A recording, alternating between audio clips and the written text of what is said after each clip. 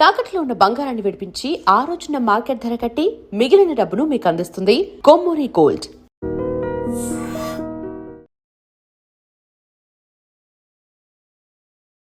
బ్యాటర్లను నిప్పులు చెరిగే బంతులతో దడదల్లాడిస్తాడు. బౌలర్లను తన విధ్వంసకర బ్యాటింగ్తో వణికిస్తాడు. టోటల్గా తన పర్ఫార్మెన్స్తో మ్యాచ్నే శాసిస్తాడు. ఓడిపోతామనుకున్న మ్యాచ్లో జట్టుకు ఊపిరి పోస్తూ మ్యాచ్ విన్నర్ అంటే ఇలానే ఉంటాడా అనే ఫీలింగ్ కలిగిస్తాడు. స్టార్ బ్యాటర్స్, స్టార్ బౌలర్స్ ఎంతమంది ఉన్నా అతడే మ్యాచ్లో మెయిన్ హీరో.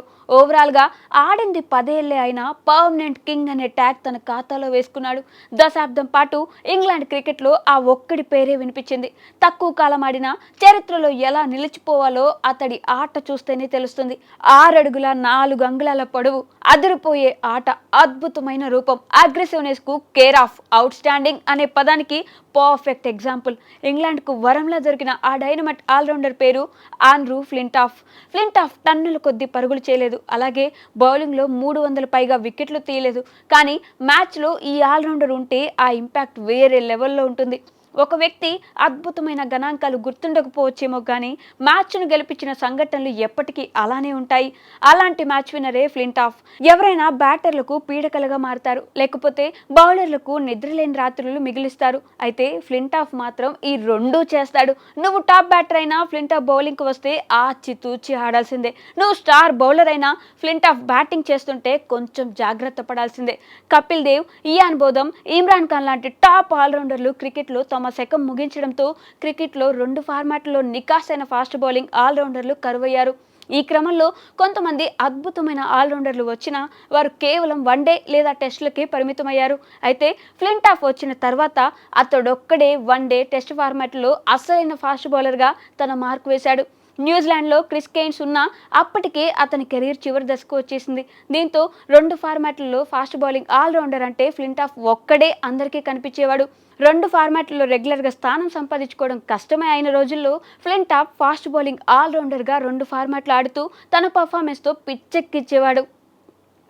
ఫిట్నెస్ కాపాడుకుంటూ మినిమం గ్యారంటీ ప్లేయర్గా మారాడు. ఫ్లింటాఫ్ ఉంటే జట్టుకు కొండంత ఆశ, కెప్టెన్కు కావాల్సినంత భరోసా ఇస్తాడు. బ్యాటింగ్లో హార్డ్ హిట్టింగ్ చేసే ఈ ఇంగ్లీష్ ఆల్రౌండర్ బౌలింగ్లో స్వింగ్, బౌన్స్, యార్కర్లతో మైండ్ బ్లోయింగ్ చేసేవాడు. అసలు ఫ్లింటాఫ్ ఆల్రౌండర్ కాదు, స్పెషలిస్ట్ బౌలర్ అనేలా అతని ప్రదర్శన ఉండేది. అది కూడా 4వ బౌలర్గా జట్టులోకి వచ్చి ఎన్నో సంచలన స్పెల్స్ వేసేవాడు. వీటితో ఫ్లింటాఫ్ అంటే చెప్పుకోవాల్సింది అగ్రెసివ్నెస్. తన దూకుడైన ఆట తీరుతూ ఎన్నో మ్యాచ్ల్లో జట్టుకు విజయాలు అందించినా ఒక్కోసారి అత్యుత్సాహంతో వివాదాలు కూడా కొని తెచ్చుకున్నాడు. ఇలాంటి ఒక ఆల్ టైమ్ గ్రేటెస్ట్ ఆల్రౌండర్లలో ఒకడైన ఫ్లింటాఫ్ క్రికెట్ గురించి పూర్తిగా తెలుసుకుందాం. ఫ్లింటాఫ్ అసలు పేరు ఆండ్రూ ఫ్రెడ్డీ ఫ్లింటాఫ్. 1977 డిసెంబర్ 6న ఈ ఇంగ్లాండ్ క్రికెటర్ లాంకాషైర్లోని ప్రెస్టన్లో జన్మించాడు. తండ్రి కోలిన్ కూడా డొమెస్టిక్ ప్లేయర్ కావడంతో చిన్నప్పటి నుంచి ఫ్లింటాఫ్కు క్రికెట్పై బాగా ఇంట్రెస్ట్ ఉండేది. 9వ తరగతి వరకే చదివిన ఫ్లింటాఫ్ 16 ఏళ్ల వయసులో చదువుకు పూర్తిగా గుడ్ బై చెప్పి ఫోకస్ మొత్తం క్రికెట్ మీదే పెట్టాడు. లాంక్షైర్ స్కూల్ తరపున అండర్-11, అండర్-15 మ్యాచ్లు ఆడి క్రికెట్లో బాగా రాణించేవాడు. 1996 పాకిస్తాన్లో జరిగిన టెస్టు సిరీస్కు, 1997లో స్వదేశంలో జింబాబ్వేతో జరిగిన మ్యాచ్కు ఇంగ్లాండ్ అండర్-19 జట్టుకు కెప్టెన్గా వ్యవహరించాడు. ఆ తర్వాత ఇంగ్లాండ్ అండర్-19 క్రికెట్ జట్టులో 2.5 సంవత్సరాలు బాగా ఆడి జాతీయ జట్టులో స్థానం సంపాదించాడు. 1998లో ఇంగ్లాండ్లోని ట్రెంట్ బ్రిడ్జ్, సౌత్ ఆఫ్రికాతో మ్యాచ్ 21 ఏళ్ల ఫ్లింటాఫ్ తొలి టెస్టు మ్యాచ్తో అంతర్జాతీయ అరంగేట్రం చేశాడు. అయితే ఈ మ్యాచ్లో ఇంగ్లాండ్ ఈజీగా గెలవడంతో తనను తాను నిరూపించుకోవడానికి ఫ్లింటాఫ్కు అవకాశం రాలేదు. బ్యాటింగ్లో 8వ స్థానంలో దింపడంతో పాటు బౌలింగ్లోనూ తక్కువ ఓవర్లు ఇచ్చారు. దీంతో తొలి టెస్టులో ఫ్లింటాఫ్ను ఎవరూ పట్టించుకోలేదు. కెరీర్ ప్రారంభంలో ఫ్లింటాఫ్ కష్టకాలాన్ని ఎదుర్కొన్నాడు. 2000 సంవత్సరం వరకు జట్టులో వచ్చిపోతూ నిలకడలేని ప్లేయర్గా ఎన్నో విమర్శలకు గురయ్యాడు. అయితే 2001 నుంచి ఈ ఇంగ్లాండ్ ఆల్రౌండర్ క్రికెట్ లైఫ్ మలుపు తిరిగింది. 2001లో ఇంగ్లాండ్ జట్టులో స్థానం కోల్పోయినప్పటికీ తన బౌలింగ్ యాక్షన్ను మార్చుకొని ఇండియా టూర్లో చోటు సంపాదించాడు. అయితే ఈ టెస్ట్ సిరీస్ కూడా ఫ్లింటాఫ్కు చేదు జ్ఞాపకంగా మిగిలింది. ఘోరంగా బ్యాటింగ్ చేసి డ్రెస్సింగ్ రూమ్లో కన్నీళ్లు పెట్టుకున్నాడు. ఇదే సిరీస్లో జరిగిన చివరి వన్డేలో ఫ్లింటాఫ్ తన బౌలింగ్తో ఇంగ్లాండ్కు విజయాన్ని అందించి సిరీస్ను 3-3తో సమం చేయడంలో ప్రధాన పాత్ర పోషించాడు. ఇండియా విజయానికి చివరి వన్డేలో చివరి ఓవర్లో 11 పరుగులు అవసరమయ్యాయి. ఈ దశలో చివరి ఓవర్ వేసే బాధ్యతను కెప్టెన్ ఫ్లింటాఫ్ కు అప్పగించాడు. ఈ ఓవర్లో అనిల్ కుంబ్లేను రన్అట్ చేయడంతో పాటు ఆ తర్వాత బంతిని జవగల్ శ్రీనాథ్ ను బౌల్డ్ చేసి మ్యాచ్ గెలిపించాడు. ఇక్కడ మరో చెప్పుకోదగ్గ విషయం ఏంటంటే మ్యాచ్ గెలిచాక సెలబ్రేషన్ లో భాగంగా ఫ్లింటాఫ్ తన చొక్కా విప్పి వాంకడే స్టేడియం మొత్తం తిరిగాడు. ఈ మ్యాచ్ ఇచ్చిన కాన్ఫిడెన్స్ ఫ్లింటాఫ్ ను టాప్ ఆల్రౌండర్ గా నిలబెట్టింది. ఇక్కడ నుంచి ఈ ఇంగ్లీష్ ఆల్రౌండర్ వెనక్కి తిరిగి చూసుకోలేదు. 2002లో న్యూజిలాండ్పై తన తొలి టెస్టు సెంచరీతో తన శకం ప్రారంభించిన ఫ్లింటాఫ్ 2003 నాటికి తన పర్ఫార్మెన్స్తో తమ దేశ దిగ్గజ ఆల్రౌండర్ ఇయాన్ బోథమ్తో పోల్చే స్థాయికి ఎదిగాడు. 2002 చివరి వరకు Flintoff batting average 19, bowling average మరీ దారుణంగా 47 ఉండేది. అయితే 2003 నుంచి 2005 మధ్యలో జూలు విదిల్చాడు. తనను విమర్శించిన వారితోనే ప్రశంసలు అందుకున్నాడు. 2005 తర్వాత ఫ్లింటాఫ్ యావరేజ్లో చాలా తేడాలు వచ్చాయి. బ్యాటింగ్లో 43 ఉంది. అంటే అప్పట్లో ఇది ఒక స్టార్ బ్యాటర్కు ఉండే యావరేజ్ కావడం విశేషం. ఇక బౌలింగ్లో 28 యావరేజ్తో ఒక స్పెషలిస్ట్ బౌలర్గా మారిపోయాడు. ఈ క్రమంలో 2003 స్వదేశంలో సౌత్ ఆఫ్రికాపై జరిగిన 5 టెస్టు మ్యాచ్ల సిరీస్లో ఒక సెంచరీ, 3 అర్ధ సెంచరీలు ఉన్నాయి. ఆ తర్వాత విండీస్ టూర్లోనూ ఫ్లింటాఫ్కు తిరుగు లేకుండా పోయింది. బార్బడోస్లో జరిగిన టెస్టులో 5 వికెట్లు తీయడంతో పాటు అంటిగ్వా టెస్టులో సెంచరీ చేశాడు. సౌత్ ఆఫ్రికాపై లార్డ్స్లో 2003లో జరిగిన రెండో టెస్టులో ఫ్లింటాఫ్ టెస్టులో తన సెంచరీతో శివాలెత్తాడు. జట్టు ఓటమి అంచుల్లో ఉన్న ఫ్లింటాఫ్ తన వీరోచిత పోరాటం ఆపలేదు. వన్డేకు మించిన ఆట ఆడుతూ 146 బంతుల్లోనే 142 పరుగులు చేశాడు. తన ధనాధన బ్యాటింగ్తో సఫారీలకు చెమటలు పట్టించాడు. వీటిలో 18 ఫోర్లతో పాటు 5 సిక్సర్లున్నాయి. దురదృష్టం కొద్దీ ఈ మ్యాచ్లో కూడా ఫ్లింటాఫ్ ఇన్నింగ్స్ వృధా అయిపోయింది. అయితే తన పోరాటం మాత్రం చరిత్ర పుస్తకాల్లో నిలిచింది. 2003లో ఫ్లింటాఫ్ నెక్స్ట్ లెవెల్ ఆటకు 2004 ప్రారంభంలో విండీస్ క్రికెటర్ ఆఫ్ ది ఇయర్గా ఎంపికయ్యాడు. వీటితో పాటు ICC one day player of the year, professional cricketers association player of the year అవార్డులను గెలుచుకున్నాడు. 2004లోనూ ఫ్లింటాఫ్ హవా కొనసాగింది. నార్త్ వెస్ట్ సిరీస్లో భాగంగా 2004లో వెస్టిండీస్తో జరిగిన మ్యాచ్లో ఫ్లింటాఫ్ చెలరేగి బ్యాటింగ్ చేశాడు. వన్డేల్లో సిక్సర్లు కొట్టడం కష్టమైన రోజుల్లో ఏకంగా 7 సిక్సర్లు కొట్టి 100 స్ట్రైక్ రేట్తో సెంచరీ మార్క్ అందుకున్నాడు. ఈ మ్యాచ్లో 7 సిక్సర్లు, 8 ఫోర్లు కొట్టిన ఫ్రెడ్డీ ఓవరాల్గా 129 బంతుల్లో 123 పరుగులు చేసి తన మాస్ బ్యాటింగ్తో దంచుకొట్టాడు. ముఖ్యంగా మిడ్ వికెట్, లాంగ్ ఆన్లో కొట్టిన పవర్ఫుల్ సిక్సర్లు ప్రేక్షకులకు సరికొత్త థ్రిల్ ఇచ్చాయి. ఈ ఇన్నింగ్స్ ఫ్లింటాఫ్ కెరీర్లోనే బెస్ట్ ఇన్నింగ్స్గా నిలిచింది. అంతేకాదు ఒకే ఇన్నింగ్స్లో అత్యధిక సిక్సర్లు కొట్టిన ఇంగ్లాండ్ ప్లేయర్గా ఫ్లింటాఫ్ రికార్డులకు ఎక్కాడు. విశేషం ఏంటంటే ఈ రికార్డ్ ఇంగ్లాండ్ క్రికెట్లో 2 దశాబ్దాల పాటు అలాగే ఉందంటే అప్పట్లో ఫ్లింటాఫ్ పవర్ హిట్టింగ్ ఎలా ఉందో అర్థం చేసుకోవచ్చు. ఈ మ్యాచ్లో ఇంగ్లాండ్ ఓడిపోయినా ఫ్లింటాఫ్ ఇన్నింగ్స్ మాత్రం అలా గుర్తుండిపోయింది. 2005 యాషెస్ సిరీస్ తర్వాత ఫ్లింటాఫ్కు అవార్డుల వర్షం కురిసింది. 2005 అక్టోబర్లో ఫ్లింటాఫ్ ఐసీసీ ప్లేయర్ ఆఫ్ అవార్డును కల్లిస్తో కలిసి సంయుక్తంగా గెలుచుకున్నాడు.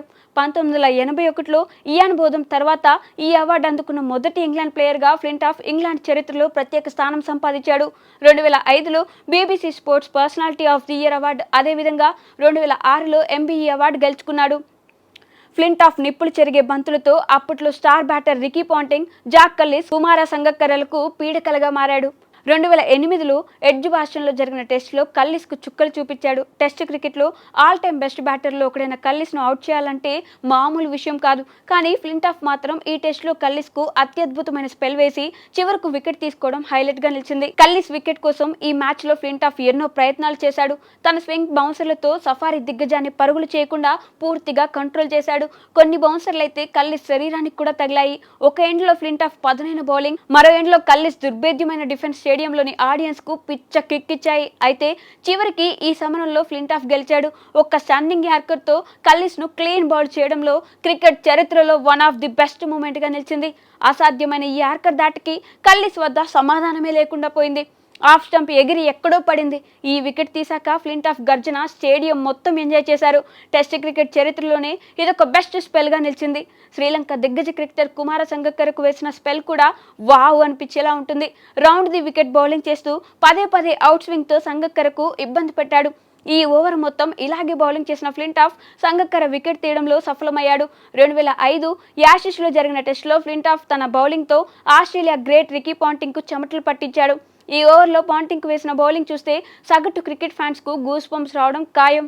అప్పటికే జస్టిస్ లంగర్ను క్లీన్ బౌల్ చేసి ఫుల్ జోష్లో ఉన్న ఫ్లింటాఫ్ ఆ తర్వాత బ్యాటింగ్కు దిగిన పాంటింగ్ను తన బౌలింగ్తో వణికించాడు. ఈ ఓవర్ ఎప్పుడు చూసినా ఒక స్పెషల్ కిక్ కలుగుతుంది. తొలి బంతిని ఇన్ స్వింగ్ వేసి అపీల్ చేసిన అంపైర్ నాట్అవుట్ అని చెప్పాడు. ఆ తర్వాత ఇన్ స్వింగ్ వేయగా పాంటింగ్ ఆడడంలో విఫలం కావడంతో ఎల్బిడబ్ల్యూ కోసం మరోసారి అపీల్ చేశారు. అయితే ఇన్ స్వింగ్ కే ఫిక్స్ అయిన పాంటింగ్ ను ఒక అద్భుతమైన అవుట్ స్వింగ్ డెలివరీతో అవుట్ చేసి పాంటింగ్ ను పెవిలియన్ కు పంపాడు. ఫింట్ ఆఫ్ బౌలింగ్ దెబ్బకు బౌలర్లు క్రీజులో డాన్స్ వేయడమే సరిపోయేది. ఒక ఆల్రౌండర్ అనేలా కాకుండా స్పెషలిస్ట్ బౌలర్లానే బౌలింగ్ చేస్తూ జట్టు విజయాల్లో కీ రోల్ ప్లే చేసేవాడు. 2007లో ఫ్లింట్ ఆఫ్ మరోసారి కష్టకాలాన్ని ఎదుర్కొన్నాడు. ఈ క్రమంలో యాషెస్లో సరిగ్గా రాణించలేకపోవడంతో ఇంగ్లాండ్కు ఘోర పరాభవం మిగిలింది. ఏకంగా 0-5 తేడాతో వైట్ వాష్ అయింది. అయితే 2008లో మళ్లీ కంబ్యాక్ ఇచ్చి మరో 2 ఏళ్ల పాటు క్రికెట్లో తన ఆల్రౌండ్ షోతో దుమ్ము లేపాడు. కెరీర్ పీక్స్లో ఉన్నప్పుడే ఫ్లింట్ ఆఫ్ 32 ఏళ్ల వయసులో క్రికెట్కు గుడ్ బై చెప్పాడు. ఆడింది 10 ఏళ్లే అయినా 7 సంవత్సరాలు తిరుగులేని ఆటను ఆడడం ఒక ఆల్రౌండర్గా ఫ్లింట్ ఆఫ్కే సాధ్యమవుతుందేమో. ఫ్లింట్ ఆఫ్ కెరీర్లో ఎన్నో అద్భుత జ్ఞాపకాలతో పాటు కొన్ని వివాదాలు కూడా ఉన్నాయి. 2001లో ఇండియాపై మ్యాచ్ గెలిచిన తర్వాత సెలబ్రేషన్లో భాగంగా ముంబై వాంకడేలో జెర్సీ విప్పి తన సెలబ్రేషన్ చేసుకోవడం ఓవర్గా అనిపించింది. 2007లో వన్డే వరల్డ్ కప్లో కెనడా చేతిలో ఓటమి తర్వాత ఫ్లింట్ ఆఫ్ పొద్దుపోయే వరకు మద్యం సేవించి జట్టు క్రమశిక్షణ నియమాలను ఉల్లంఘించాడు. దీంతో తీవ్ర ఆగ్రహానికి గురైన ఇంగ్లాండ్ క్రికెట్ బోర్డు ఫ్లింట్ ఆఫ్ను వైస్ కెప్టెన్ నుంచి తొలగించింది. 2007 టీ20 వరల్డ్ కప్లో గ్రౌండ్లో యువరాజ్ సింగ్తో చేసిన గొడవ హద్దులు దాటింది. ఆ తర్వాత ఈ ఫ్లింట్ ఆఫ్ విషయంలో తన తప్పు ఉందని అంగీకరించాడు. ఫ్లింట్ ఆఫ్ గణాంకాల విషయానికి వస్తే 79 టెస్టుల్లో 31 యావరేజ్తో 3845 పరుగులు చేయడమే కాకుండా 32 యావరేజ్తో 226 వికెట్లను పడగొట్టాడు. ఇక 141 వన్డేల్లో 3394 పరుగులు చేసి 169 వికెట్లను తన ఖాతాలో వేసుకున్నాడు. ఒకసారి ఫ్లింట్ ఆఫ్ వన్డే బౌలింగ్ యావరేజ్ను గమనిస్తే కేవలం 24 మాత్రమే ఉండడం ఆశ్చర్యానికి గురిచేస్తుంది. ఎంతో గొప్పగా బౌలింగ్ వేస్తేనే గానీ ఇలాంటి యావరేజ్ సాధ్యం కాదు.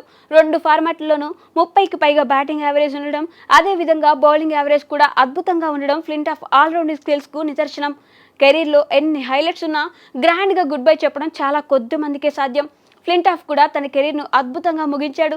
తన చివరి టెస్టులో 5 వికెట్లు పడగొట్టి తన ఫేర్వెల్ టెస్ట్ను చిరస్మరణీయం చేసుకున్నాడు. 2009లో యాషెస్లో భాగంగా ఫ్లింట్ ఆఫ్ తన చివరి టెస్ట్ను లార్డ్స్లో ఆడాడు.